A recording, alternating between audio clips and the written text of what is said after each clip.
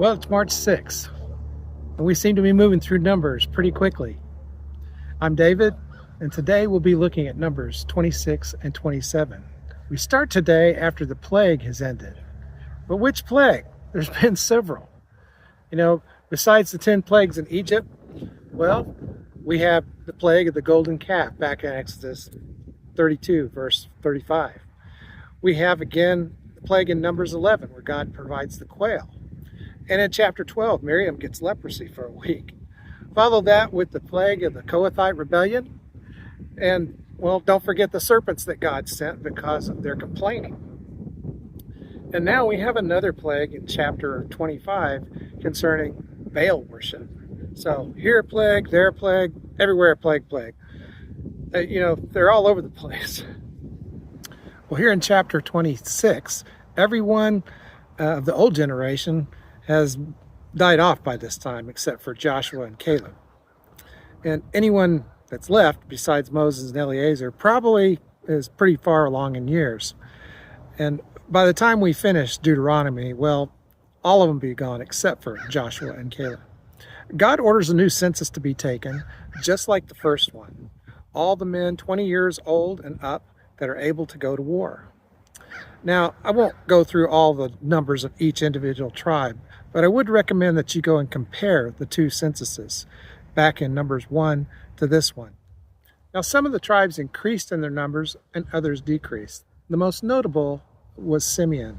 But if you recall the blessing that he and Levi received from Jacob at the end of Genesis, well, it seems they were blessed with the most losses of all. The total number of people were 601,072 at the end of this census. Now, that's only 1,820 off from the first census. But wait, there's more. Originally, we had only 22,000 in the tribe of Levi. Now there's 23,000. God keeps pretty tight books, considering all the write-offs he had to make over those 40 years. Now here in chapter 27, we have one of those places in Scripture where God recognizes women.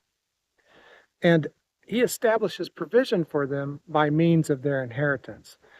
The purpose of the census was for the apportionment of the land that they were to receive when they went into the promised land. Each tribe was going to have a portion of land according to the numbers of their tribe. Furthermore, each tribe was to divide that land by clan, and furthermore by the households within the clan. Now, there was a man named Zepholahad, or something like that, of the tribe of Manasseh, and he had 5 daughters, but no sons. And these 5 women approached Moses and Eleazar and made a petition for their inheritance to remain with their father's house. Since he died in the wilderness with no male heirs, well, what would happen to them? So Moses took the matter before the Lord, and the Lord agreed with these 5 sisters. And at that moment, we have an establishment of a procedure for passing the inheritance from family to family if there's no direct male heir.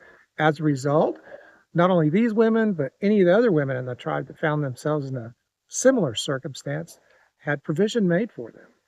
The final thing we see is God choosing a successor to Moses. Moses had sinned at Meribah by disobeying God and striking the rock to bring forth water, so he couldn't enter the promised land. And he gave instructions to commission Joshua as his successor in front of the whole congregation and to put some of his spirit on him. Now, Moses will be around for a little while longer in Deuteronomy, but this is the beginning of the end of his leadership. God's going to fulfill his promise to this new generation under the leadership of Joshua.